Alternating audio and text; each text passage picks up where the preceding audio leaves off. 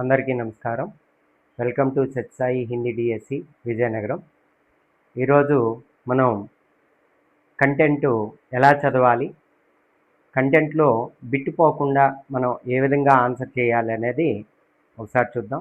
అయితే చాలామంది కంటెంట్ చాలా ఈజీ సార్, నేను ఆల్రెడీ స్కూల్స్లో పనిచేస్తున్నాను, నేను కంటెంట్ని నాకు పర్వాలేదు, బాగా చదువుతాను, బాగా ఆన్సర్ చేస్తాను అని అంటారండి. కానీ ఎగ్జామ్ రాసి వచ్చిన తర్వాత, బయటకు వచ్చిన తర్వాత వాళ్ళ నోటి నుండి వచ్చేటువంటి మాట ఏంటి అంటే, సార్ కంటెంట్లోనే ఎక్కువ తప్పు చేశాను సార్, మరి కంటెంట్లో మరి తెలిసిన బిట్లు తప్పు చేసుకొచ్చాను అని అంటారండి. అంటే తెలిసిన బిట్టు తప్పు చేయడం కాదండి, అక్కడ ఆ కంటెంట్లో క్లారిటీ లేకపోవడం వలన ఆ విధంగా తప్పు చేసుకొస్తారు. కాబట్టి అలాంటి తప్పులు జరగకుండా ఉండాలి అంటే మనం కంటెంట్ని ఏ విధంగా చదవాలనేది తెలుసుకోవాలండి. అయితే మొట్టమొదట మనం తెలుసుకోవాల్సిన విషయం ఏంటి అంటే, కంటెంట్కి సంబంధించి కంటెంట్ని కంటెంట్లా కాకుండా కంటెంట్తో గ్రామర్ని మిక్స్ చేస్తూ చదువుకోవాల్సి ఉంటుందండి. అప్పుడు ఏమవుతుంది అంటే కంటెంట్తో పాటుగా గ్రామర్ కూడా రివిజన్ అవుతుందండి. మరి ఇప్పుడు కంటెంట్లో 6th నుండి 10th వరకు ఏవైతే టెక్స్ట్ బుక్లు ఉన్నాయో అందులో ప్రతిదీ కూడా, అంటే మనం కంటెంట్ని ఎలా చదువుతా అంటే, మరి బరస్తే బాదల్ కవితాకే కవి కౌన్ హై, మరి బరస్తే బాదల్ కవితా మే కిస్ ఋతువు కా వర్ణన్ కియా హై, ఇలాంటివి చదువుతాం, అది చదవాలి. కానీ దాంతో పాటుగా మనం చదవాల్సింది ఏంటి అంటే గ్రామర్ని మిక్స్ చేస్తూ, గ్రామర్ని కలుపుతూ, గ్రామర్ని మొత్తం అన్ని టాపిక్స్, గ్రామర్ సంబంధించినటువంటి అన్ని టాపిక్స్ మనం కలిపి చదువుకోవాల్సి ఉంటుందండి. అప్పుడు మనకేమవుతుందంటే ఎట్ ఏ టైం 2 సబ్జెక్టులు మనకి పూర్తవుతాయి. ఒకటి గ్రామరు, రెండోది కంటెంట్. కాబట్టి గ్రామర్ని వేరేగా చదువుకోవడం, లేకపోతే కంటెంట్ని వేరేగా చదువుకోవడం అనేది అది సరైన పద్ధతి కాదండి. అయితే మరి ఇప్పుడు మరి చాలామందికి డౌట్స్ ఏంటంటే, చాలామంది ఫోన్లు చేసి ఏమడుగుతున్నారంటే, సార్ కంటెంట్ని ఏ కంటెంట్ చదవాలి, ప్రస్తుతం ఈ అకాడమిక్ ఇయర్లో టెక్స్ట్ బుక్లు మారాయి కదా సార్, 6th 7th 8th మారి ఉన్నాయి కదా, అవి చదవాలా, లేదు అంటే మరి పాత టెక్స్ట్ బుక్లు చదవాలా అని చాలామంది డౌట్ అండి. అయితే మీరు గుర్తుంచుకోవాల్సిన విషయం ఏంటి అంటే, ఇక్కడ కంటెంట్కి సంబంధించి ఈ సంవత్సరంలో 6th 7th 8th టెక్స్ట్ బుక్లు మారాయి, 9th 10th పాతవే ఉన్నాయండి. గత సంవత్సరం ఏవైతే మనం చెప్పుకున్నామో అవే టెక్స్ట్ బుక్లు ఉన్నాయి. అయితే మరి ఈ సంవత్సరం మారినవి మనం చదవాల్సిన పనే లేదండి. ఎందుకు అంటే వాడు సిలబస్లో కూడా క్లియర్గా ఇచ్చాడు. ఏంటి ఇచ్చాడు అంటే లహర్ 1, లహర్ 2, లహర్ 3, సుగంధ్ 1, సుగంధ్ 2 ఇవే చదవాలండి. కాబట్టి 6th క్లాస్కి సంబంధించి మనం ఏం చదవాలి అంటే అండి, 6th క్లాస్ సంబంధించి లహర్ లహర్ అని ఇచ్చాడు. 7th క్లాస్ సంబంధించి Lahar 1, Lahar 1. Next 8th class సంబంధించి లహర్ 2, 9th క్లాస్ సంబంధించి సుగంధ్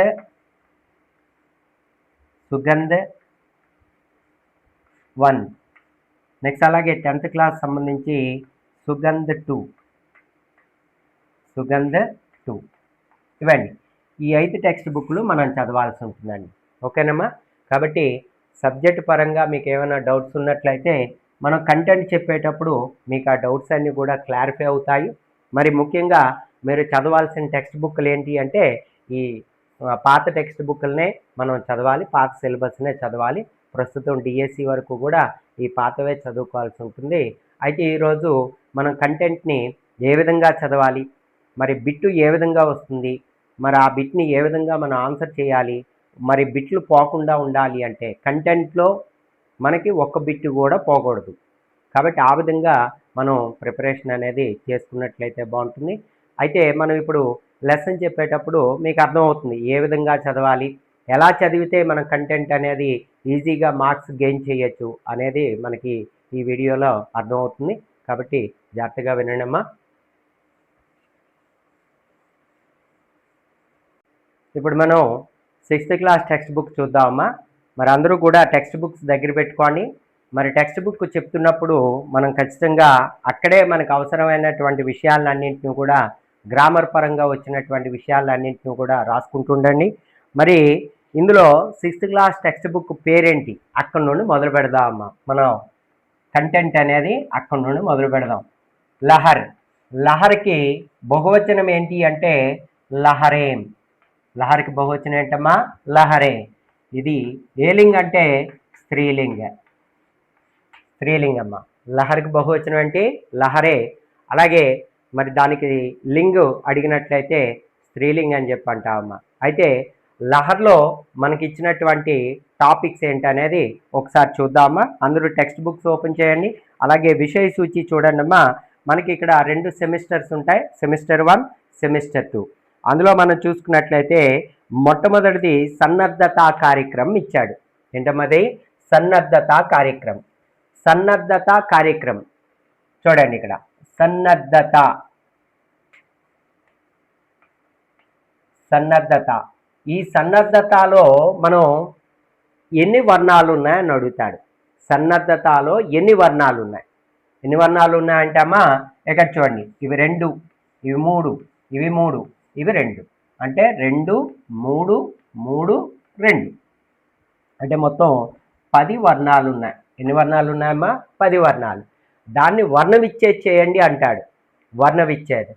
ఇది తప్పనిసరిగా ఒక బిట్ వస్తుంది. వర్ణవిచ్ఛేదంలోంచి తప్పనిసరిగా ఒక బిట్ వస్తుందమ్మా. సా ఎలా వచ్చింది అంటే ఇస్ ప్లస్ ఆ కలిపితే సా, అంటే ఇక్కడ 2 వర్ణాలు. నెక్స్ట్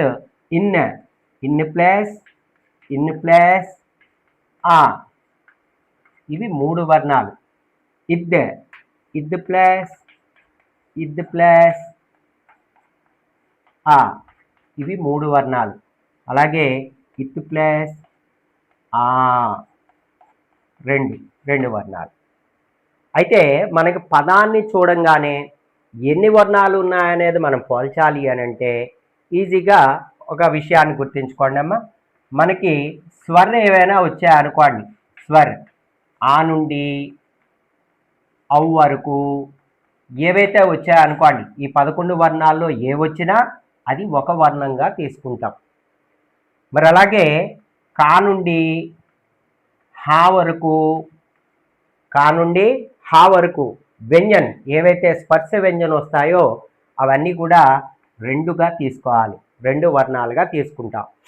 ఇకపోతే మూడోది బారహ్ కడి వచ్చిందనుకోండి, బారహ్ కడి, ఇవి కూడా 2గానే తీసుకుంటాం.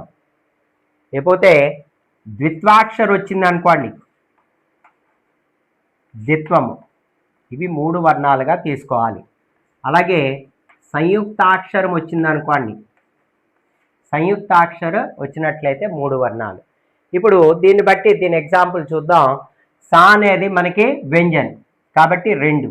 నెక్స్ట్ బారహ్ కడి, తర్వాత నా కింద నా, ఇది ద్విత్వాక్షరము కాబట్టి ద్విత్వాక్షరాలు ఏనమ్మా 3. అలాగే దా కింద దా అనేది సంయుక్తాక్షరము, అది 3గా తీసుకున్నాం. అలాగే ఇక్కడ తా అనేది మనకి బారహ్ కడిలో వస్తుంది కాబట్టి ఇవి 2. కాబట్టి ఆ విధంగా మనం 10 వర్ణాలు ఉన్నాయని చెప్పొచ్చమ్మా. అంటే సన్నద్ధత, దీన్ని వర్ణ విచ్ఛేది చేయండి అంటాడు. అయితే వర్ణ విచ్ఛేది చేసేటప్పుడు ఈ విధంగా ఇస్తాడు. అయితే మనకు బిట్ ఎలా ఇస్తాడంటే ఇందులో ఖచ్చితంగా ఒక బిట్ వస్తుందమ్మా. మన పేపర్లో, గత పేపర్లో చూసుకున్నట్లయితే వాడు వర్ణ విచ్ఛేది చేసి ఈ వర్ణాలన్నింటినీ కలిపితే ఏ పదం తయారవుతుంది అని అడుగుతాడు. అంటే ఇప్పుడు వాడు ఎలా ఇస్తాడు? ఇస్ ప్లస్ ఆ, ఇన్ ప్లస్ ఆ, ఇద్ ప్లస్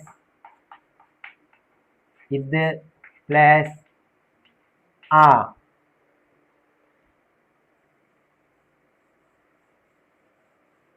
నెక్స్ట్ అలాగే ఇత్ ప్లస్ ఆ అని ఇస్తాడు. ఇది తప్ప రైటా అనేది మనం చూడాలి. ఇక్కడ చూడండి, ఇస్ ప్లస్ ఆ ఇది. నెక్స్ట్ ఇన్ ప్లస్ ఆ, ఇది తప్ప రైట్ అమ్మా? తప్పు. ఎందుకంటే ద్విత్వాక్షరము కాబట్టి ఇక్కడ ఇన్ ప్లస్ ఆ రావాలి. కానీ వాడు ఇన్ ప్లస్ ఆ అని ఇచ్చాడు కాబట్టి అక్కడ తప్పమ్మ. అయితే ఇక్కడ మనకి ఈ విధంగా 4 ఆప్షన్స్ ఇస్తాడు. 4 ఆప్షన్స్ ఇచ్చేటప్పుడు మనం జనరల్గా ఏం చేస్తా అంటే 4 ఆప్షన్స్ చూసుకుంటూ వెళ్తాం. 4 ఆప్షన్స్ చూసుకుంటూ వెళ్తాం, కానీ అది తప్పు. మనం ఏం చేయాలి అంటే ఇప్పుడు సన్నద్ధత అనే అంటే ఈ పదం తాలూకా వర్ణ విచ్ఛేదం చేయమన్నాడు కదా, దీన్ని మనం ఏం చేయాలి అంటే మనం డైరెక్ట్గా వర్ణ విచ్ఛేదం చేసుకోవాలండి. మన రఫ్ పేపర్లో మనం ఏం చేయాలంటే డైరెక్ట్గా వర్ణ విచ్ఛేదం చేయాలి. ఇస్ ప్లస్ ఆ అని ప్లస్ ఇన్ ప్లస్ ఆ అని ఇది ప్లస్ ఆ అని ఇత్ ప్లస్ ఆ అని ఈ విధంగా వర్ణ విచ్ఛేదం చేసుకోవాలి. చేసుకొని అది ఆప్షన్లో 4 ఆప్షన్లో ఎక్కడుందో చూసి మనం టిక్ పెట్టాలి తప్ప 4ని మనం చూసాం అనుకోండి మనకి ఒకటి టైం వేస్ట్ అవుతుంది, రెండోది ఆ కన్ఫ్యూజన్లో ఎక్కడో దగ్గర తప్పు పెట్టుకొస్తామా. అందుకనే ఇది వర్ణ విచ్ఛేదం చేయమన్నాడు అనుకోండి, అప్పుడు ఏం చేయాలి అంటే మనం డైరెక్ట్గా వర్ణ విచ్ఛేదం చేసుకుంటూ ఆ ఆప్షన్ ఎక్కడుందా అనేది వెతకాలి. ఓకేనమ్మా, అర్థమైందా? అంటే ఇక్కడ 2 బిట్లు వచ్చాయి మనకి. ఏంటి ఆ బిట్లు అంటే, ఒకటి సన్నద్ధత అనే శబ్దంలోని ఎన్ని వర్ణాలు ఉన్నాయని అంటాడు, 10 వర్ణాలు. మరి దాన్ని వర్ణ విచ్ఛేదం చేయండి అంటాడు, ఈ విధంగా వర్ణ విచ్ఛేదం చేస్తాం. ఓకేనమ్మా. తరువాత మరి దీంట్లోనే మరొక బిట్ తయారు చేయొచ్చండి. ఇక్కడ నుండి సన్నద్ధత అనే దాని నుండి ఒక వర్ణ విచ్ఛేదని మనం చేస్తాము. ఎలా అనేది చూద్దాండి. మరి వర్ణ విచ్ఛేదం ఎట్లా చేస్తా అంటే ఇక్కడ చూడండి, వర్ణ విచ్ఛేదం చేసుకున్నాం కదా, ఎన్ని వర్ణాలు ఉన్నాయో చెప్పుకున్నాం కదా. ఇప్పుడు నిమ్నమే శుద్ధ రూపు క్యా హై అని అంటాడు, శుద్ధ రూపు. కాబట్టి సన్నద్ధత అనేది ఇచ్చి సన్నద్ధత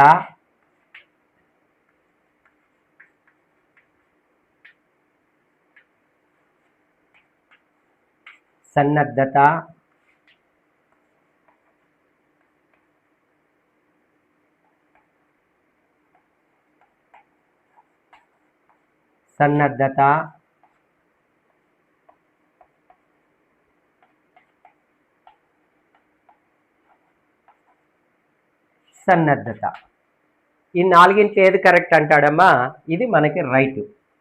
దా కింద దా ఉంది, నా కింద నా ఉంది, అది చూసుకోవాలండి. కాబట్టి ఈ విధంగా శుద్ధ రూపు క్యా హై అని అడుగుతాడు. కాబట్టి ఈ విధంగా బిట్లు, రకరకాల బిట్లని తయారు చేయొచ్చమ్మా. కాబట్టి చాలామంది ఏం చేస్తారంటే ఈ సన్నద్ధత పాఠంలో ఏముందిలే అని చెప్పేసి పేజీలు తిప్పుకుంటూ వెళ్తారు.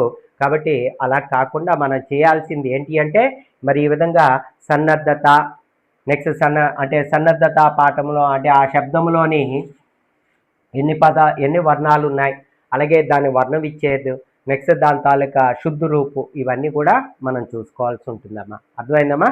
ఇది సరే. ఈ సన్నద్ధత అనే పాఠములో సన్నద్ధత పాఠ, మొట్టమొదట సన్నద్ధత పాఠ. ఈ సన్నద్ధత కార్యక్రమంలో, ఈ సన్నద్ధత అనేటువంటి కార్యక్రమంలో ఏ పాఠాలు ఇచ్చాడు అనేది చూద్దాం. ఇప్పుడు ఒకసారి టెక్స్ట్ బుక్ చూడండి, నేను చెప్తూ ఉంటాను. అది అక్కడి నుండి బిట్టు ఎలా ఫ్రేమ్ అవుతుంది అనేది మనం చూద్దామా. ఇక్కడ చూడండి, సన్నద్ధత కార్యక్రమం అని ఇచ్చాడు. ఇందులో చూడండి, ఇది టెక్స్ట్ బుక్లో మనకి మొట్టమొదటి విషయ సూచి ఇచ్చాడు కదా. ఈ విషయ సూచిలోని మనకి ఏది ఏ విధ అని చెప్పి అంటాడు. పాఠశాలమే పహలాదిన్, ఇది ఏ రకమైనటువంటి పాఠం అంటే చిత్రపటాన్ని. మరి రెండవది చల్ మేరే గోడే చల్ చల్ చల్, ఇది బాలగీత అండి. మౌఖిక కేలు ప్రణాళి. నెక్స్ట్ రసోయి గర్ చిత్రపటన్, ఆలు కచాలు బాలగీత అండి. మౌఖిక కేలు అన్నీ కూడా కేలు ప్రణాళి వస్తాయండి. నెక్స్ట్ ప్యాసా కవ్వ చిత్రకథ. మరి చిత్రపటానికి చిత్రకథకి తేడా ఏంటి? చిత్రపటన్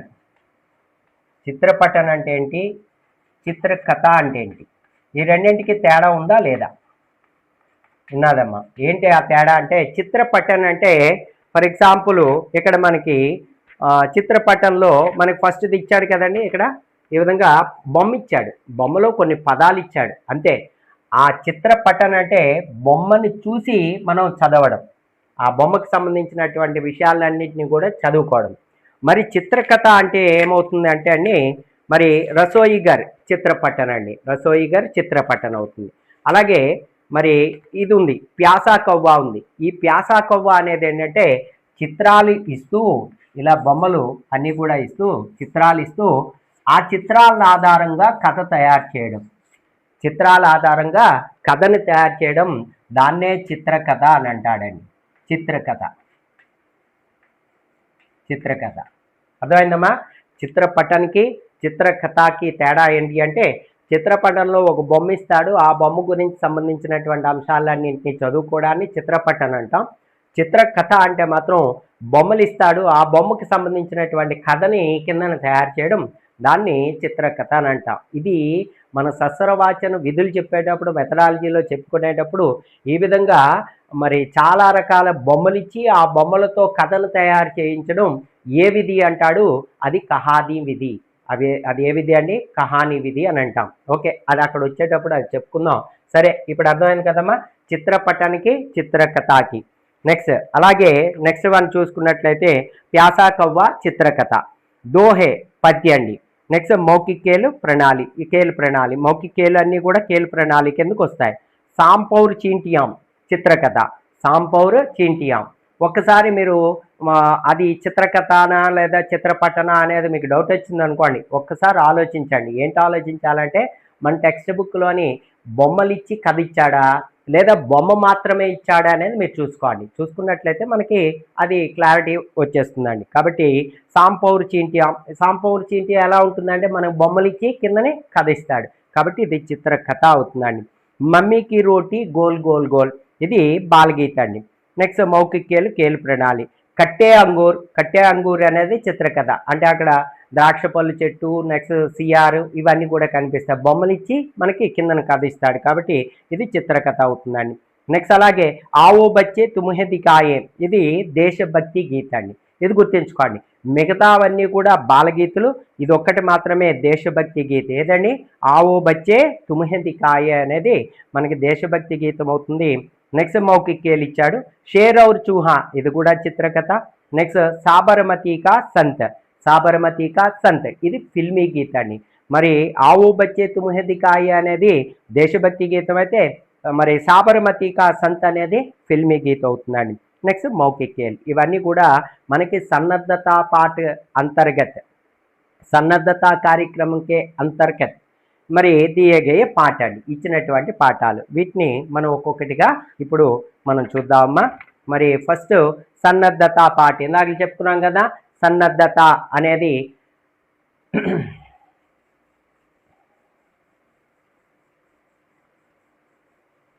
చూడమ్మా, సన్నద్ధత పాఠ. ఈ సన్నద్ధత అనే పాఠములో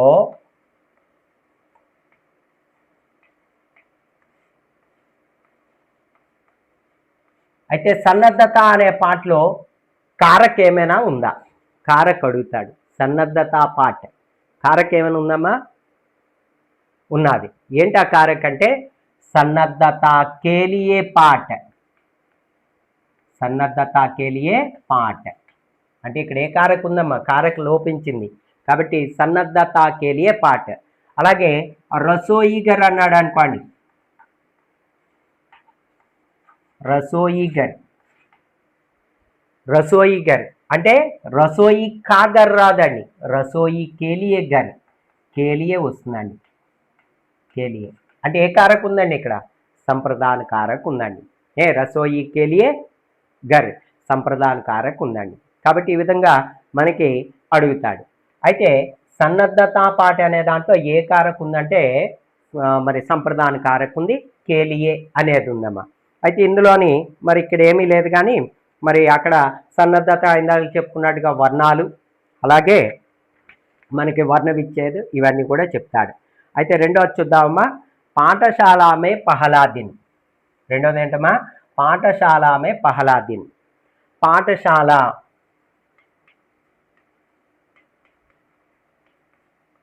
పాఠశాలమే పహలాదిన్. పాఠశాలమే పహలాదిన్. ఇందులో చూడండి, మరి పాఠశాలలో ఎన్ని వర్ణాలు ఉన్నాయి చెప్పండి టక్మని. మరి పాఠశాలలో ఎన్ని వర్ణాలు ఉన్నాయంటే 2 2 2 2 8 వర్ణాలు ఉన్నాయి. ఓకేనమ్మా. నెక్స్ట్ మరి పాఠశాల ఏ సమాసము? పాఠశాల, ఇందులోని పాఠశాల అనే పదములోని, ఈ పాఠశాల అనే పదములోని ఏమైనా సమాసం ఉందా? పాఠశాల, పాఠ కేలియే శాల, పాఠ కేలియే శాల, పాఠాలు బోధించడం కోసం ఏదైతే శాల, శాల అంటే ఆశ్రమం, ఏదైనా ఒక ప్లేస్. కాబట్టి పాఠ కేలియే శాల సంప్రదాయ కారక ఉందమ్మా ఇక్కడ. మరి పాఠశాల, పాఠశాల అనే దాంట్లో మనకి ఎన్ని వర్ణాలు ఉన్నాయని అంటే ఇందాక చెప్పుకున్నాం, 2 2 2 2 8 వర్ణాలు ఉన్నాయని చెప్పచ్చు. ఎలా పోల్చాం? ఇక్కడ వ్యంజన్, అదే బారక్కడి, ఇది వ్యంజన్, ఇది బారక్కడి, ఇది బారక్కడి. కాబట్టి ఇందాక చెప్పుకున్నట్టుగా స్వరం వచ్చినట్లయితే ఒక వర్ణము, వ్యంజన్ వచ్చినట్లయితే 2 వర్ణాలు, నెక్స్ట్ ద్విత్వాక్షరం వచ్చినట్లయితే 3 వర్ణాలు, సంయుక్త అక్షరం వచ్చినట్లయితే 3 వర్ణాలు తీసుకుంటాం. అలాగే బారక్కడి వచ్చినట్లయితే 2 వర్ణాలుగా తీసుకోవాలండి. ఆ విధంగా మనం చెప్పొచ్చండి. నెక్స్ట్ మే, మే అనేది ఏ కారక అని అడుగుతాడని. మే, మే అనేది ఏ కారక? మే, మే అంటే ఏంటండి? అధికరణ కారక. మే అనేది ఏంటండి? అధికరణ కారక. మే అనేది అధికరణ కారక అండి. ఇదే కారక అండి. మే పర్ అధికరణ కారక అవుతుందండి. నెక్స్ట్ పహలా దిన్, దూసరా దిన్, తీసరా దిన్, చౌతా దిన్, ఇలా చెప్తాం. పహలా, దూసరా, తీసరా, ఇదేంటి? ఒక క్రమవాచక, క్రమాన్ని చెప్తాం. క్రమవాచక మన చెప్తా అండి. క్రమవాచక మరి విశేషణ అని చెప్పంటా అండి. కాబట్టి అది గుర్తుంచుకోండి, క్రమవాచక. నెక్స్ట్ దిన్, దీనికి ఆపోజిట్ ఏంటి? రాత్. దీనికి ఆపోజిట్ ఏంట? రాత్. కాబట్టి ఈ విధంగా మనం అందులోంచి రకరకాల బిట్లని తయారు చేసుకోవచ్చు. సరే, ఇక్కడ చూడండి, మరి ఇక్కడ కొన్ని బొమ్మలు ఇచ్చాడు. వాటి పదాలని, వాటి తాలూకా పదాలని, ఆ పదాలకి ఏకవచనం, బహువచనం, అలాగే లింగ్, ఎక్కడ ఏ వస్తే, ఏ గ్రామర్ పార్ట్ వస్తే అది చెప్పుకుందామా. ఇక్కడ మొట్టమొదటి ఏమి ఇచ్చాడంటే చష్మా, చష్మా, చష్మా के लिए पर्याय शब्द क्या है అని అడిగాడు అనుకోండి. పర్యాయ, ఇక్కడ ఆప్షన్లో నయన్, ఉపనయన్, ఆంక్, నేత్ర. ఏదమ్మా? చష్మాకి పర్యాయ శబ్దంలో మనం తీసుకున్నట్లయితే ఏమవుతుంది? నయన్. నయన్ అంటే కన్ను. మరి ఉపనయన్ అంటే ఏంటి? ఉపనయనము అని అంటే మనకి అంటే ఏమంటాడు, బ్రహ్మచర్యము అంటే బ్రాహ్మణ కులంలోని ఉపనయనాలు చేస్తారు, అది అనుకుంటాం. ఆంక్ అంటే కన్ను, నేత్ర అంటే కన్ను. ఈ మూడు ఏంటి అంటే నయన్, ఆంక్, నేత్ర, ఇవన్నీ కూడా కన్నుకి పర్యాయ శబ్దాలు. కానీ ఉపనయన్, ఉపనయన్, నయన్ అంటేనే కన్ను, దానికి ఉపనయన్ అంటే ఇంకొకటి ఆల్టర్నేషన్గా ఉండేది ఉపనయన్. అందుకనే చష్మా, చష్మాకి పర్యాయ శబ్దం ఏంటమ్మా? ఉపనయన్. అర్థమైందమ్మా? బిట్టు ఈ విధంగా ఫ్రేమ్ చేస్తాడు. మనం ఇది చిన్న బిట్టే, చూడ్డానికి చాలా చిన్నదిగా ఉంటుంది, కానీ ఇదే మనల్ని ఇబ్బంది పెడుతుంది. కాబట్టి ఈ విధంగా మనం ప్రతి పదాన్ని కూడా మనం గ్రామర్ పరంగానే చూసుకుంటూ వెళ్ళాలి. అలాగే చష్మా ఏ లింగ్ అంటే చష్మే, దీనికి బహువచనం మార్చుకున్నట్లయితే చష్మే, ఇది స్త్రీలింగ్ అండి, స్త్రీలింగ్. నెక్స్ట్ దీనికి ఐనక్, ఐనక్, ఐనక్ అనేది ఏ లింగ్ అండి? ఇది పుల్లింగ్ అండి. చష్మా స్త్రీలింగ్ అయితే ఐనక్ అనేది పుల్లింగ్ అండి. కాబట్టి గుర్తుంచుకోండి అమ్మా. నెక్స్ట్ నల్, నల్ ఇచ్చాడు, నల్, ఇది పుల్లింగ్ అండి. నల్, నల్ అనే దానికి మరి పర్యాయ శబ్దం చూద్దాం అండి. నల్, దీన్నే రాజీవ్, రాజీవ్ అని కూడా అంటాం. నెక్స్ట్ అరవింద్, నెక్స్ట్ అలాగే సరసిజ్, సరసిజ్, సరసిజ్ అని కూడా అంటాం. నెక్స్ట్ అలాగే సరోజ్, సరోజ్, కంజ్, కంజ్, ఇవమ్మా, ఇవన్నీ కూడా నల్కి పర్యాయ పదాలు. పర్యాయ శబ్దం అని చెప్పవచ్చు. ఓకేనమ్మా. నల్లే లింగమా, నల్ పుల్లింగ్. నెక్స్ట్ అలాగే నల్కి బహువచనం నల్ అంతే. నెక్స్ట్ ఆ తర్వాత ఇటుపక్క చూసుకున్నట్లయితే గుబ్బారా ఉంది. గుబ్బారా, గుబ్బారా. గుబ్బారాలో ఎన్ని పదాలు ఉన్నాయి చెప్పండి? ఇది ద్విత్వాక్షర పదం. గుబ్బారా అనేది ద్విత్వాక్షర పదం. బా కింద బా, గుబ్బారా. గుబ్బారా అనేది పుల్లింగం అండి. దేనికి బహువచనం రాసినట్లయితే గుబ్బారే అంతే. గుబ్బారా, గుబ్బారే. ఇది పుల్లింగం అండి. నెక్స్ట్ అలాగే పిల్లవాడు పట్టుకున్నాడు లడక, దానికి లడికి, లడికే. లడికీకి బహువచనం లడికియాం. ఇవన్నీ తెలుసు. లడకాకి పర్యాయ శబ్దం బచ్చా, బాలక్, ఇవన్నీ చెప్పొచ్చమ్మా. నెక్స్ట్ ఇక్కడ పితా ఇచ్చాడు. పితాకి పర్యాయ శబ్దం రాసుకోండి. పితృ, జనక్, పాప, ఇవన్నీ కూడా చెప్పొచ్చమ్మా. నెక్స్ట్ జనక్, పాప, బాప్, పితృ, ఇవన్నీ కూడా. పితాకి పిత, పిత అనేది తద్భవ రూపం అయితే దీనికి పితృ, పితృ అనేది మనకేమవుతుందమ్మా? తత్సమ రూపం అవుతుంది. దానికి తత్సమ రూపం ఏంటమ్మా? పితృ. నెక్స్ట్ ఇటువైపు వచ్చినట్లయితే మనకి ఇది పాత టెక్స్ట్ బుక్ కాబట్టి ఇక్కడ జిల్లా పరిషత్ ఉన్నత పాఠశాల ఉండ్రాజు వరవనిచ్చాడు. కొత్త టెక్స్ట్ బుక్లో ఆ పేరు లేదమ్మా. సరే, ఇక్కడ పాఠశాల అనేది పాఠశాల, పాఠశాల అనేది ఏ వాచక సంజ్ఞ అండి? ఇది జాతివాచక సంజ్ఞ అండి.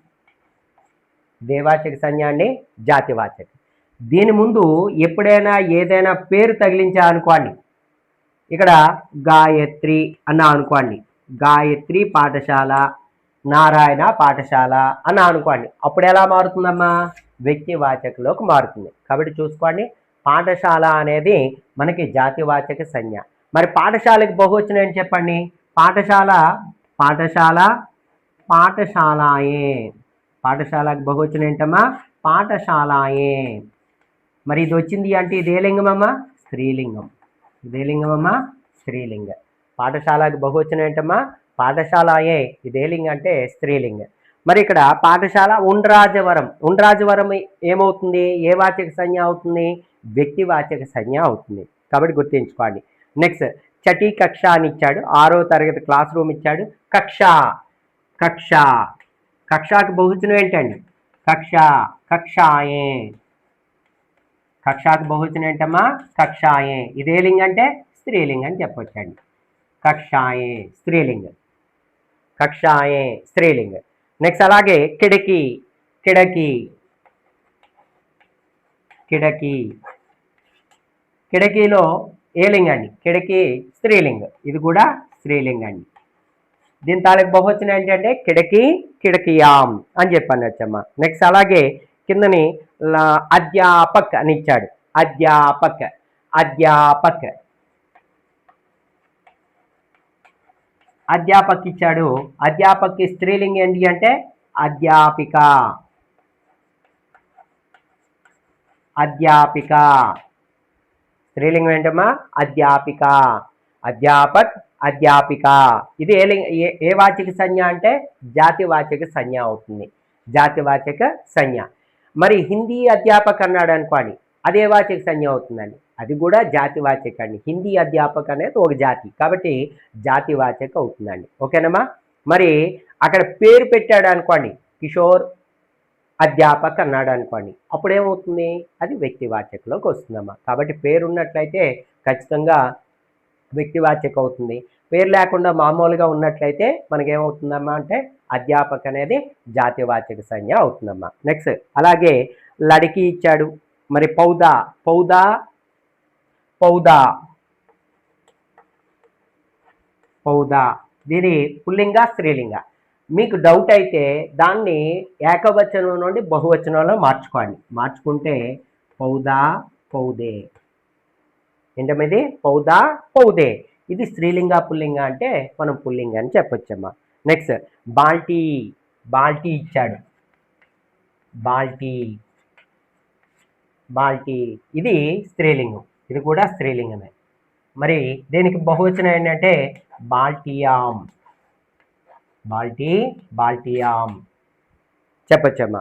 నెక్స్ట్ ఇక్కడ మా, మా ఇచ్చాడు.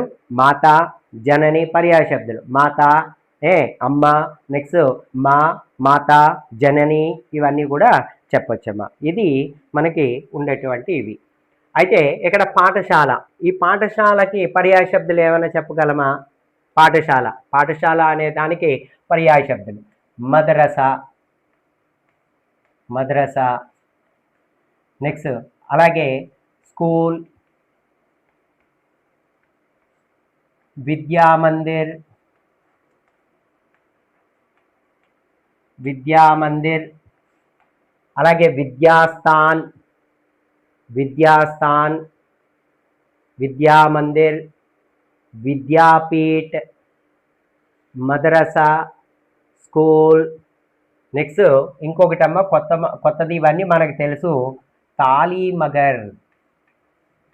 తాలీమగర్ గుర్తుంచుకోండి అమ్మా, తాలీమగర్. పాఠశాలకి కొత్తగా మనం నేర్చుకునే పదం తాలీమగర్. మదరసా, స్కూల్, విద్యామందిర్, విద్యాపీఠ్, విద్యాస్థాన్, తాలీమగర్, ఇవన్నీ కూడా మనం చెప్పొచ్చమ్మా. ఇదమ్మా పాఠశాల మే పహలా దిన్, పాఠశాల మే పహలా దిన్. ఈ విధంగా మనకి ఈ చిత్రపటంలోంచే మనం ఎన్ని బిట్లు, ఇంచుమించుగా ఒక 50 బిట్ల వరకు మనం తయారు చేసుకున్నాం. ఇంకా తయారు చేసుకోవచ్చు, మనకు ఓపిక ఉండాలి, కానీ ఇంకా మనం తయారు చేసుకునే అవకాశం ఉంది. కాబట్టి మరి ఇప్పుడు దీన్ని బట్టి మీకు అర్థమయ్యి ఉంటుంది కంటెంట్ అంటే ఎలా చదవాలి. అంటే గ్రామర్ మిక్స్డ్తోనే కంటెంట్ చదవాలి. చాలామంది ఏం చేస్తారంటే ఇక్కడ ఏమీ లేదులే అని చెప్పేసి ఈ పేజెస్ని తిప్పుకుంటూ వెళ్ళిపోతాండి. నెక్స్ట్ చెప్పేవాళ్ళు కూడా ఇక్కడ ఏం లేదమ్మా, మరి మీరేం చదవక్కర్లేదు, పర్వాలేదు, ఇదంతా మీకు తెలిసిందే కదా అని అంటారండి. కాబట్టి అట్లా కాకుండా కంటెంట్ని ఈ విధంగా చదువుకోవాల్సి ఉంటుందండి. మరి దీన్ని బట్టి మీకు అర్థమై ఉంటుంది కంటెంట్లో బిట్టు ఎలా ఫ్రేమ్ చేయొచ్చు, ఆ బిట్టుని తప్పు లేకుండా మనం ఎలా ఆన్సర్ చేయొచ్చు అనేది మరి దీన్ని బట్టి మీకు అర్థమై ఉంటుంది. చూడండి అమ్మా, ఈ విధంగా ప్రిపేర్ అవ్వడానికి మరి ప్రయత్నం చేయండి. దీనివల్ల మనకేమవుతుందంటే కంటెంట్ అంతా కూడా గ్రామర్ మిక్స్డ్ మనం నేర్చుకున్నట్లయితే మరి గ్రామరు రివిజన్ అవుతుంది, అలాగే కంటెంట్ కూడా రివిజన్ అవుతుంది. కాబట్టి ఈ విధంగా మరి ప్రిపేర్ అవ్వడానికి ప్రయత్నం చేయండి. ఏమైనా డౌట్స్ ఉన్నట్లయితే నా కామెంట్ సెక్షన్లో కామెంట్ చేసినట్లయితే మీకు తెలియజేస్తాను. Thank you all.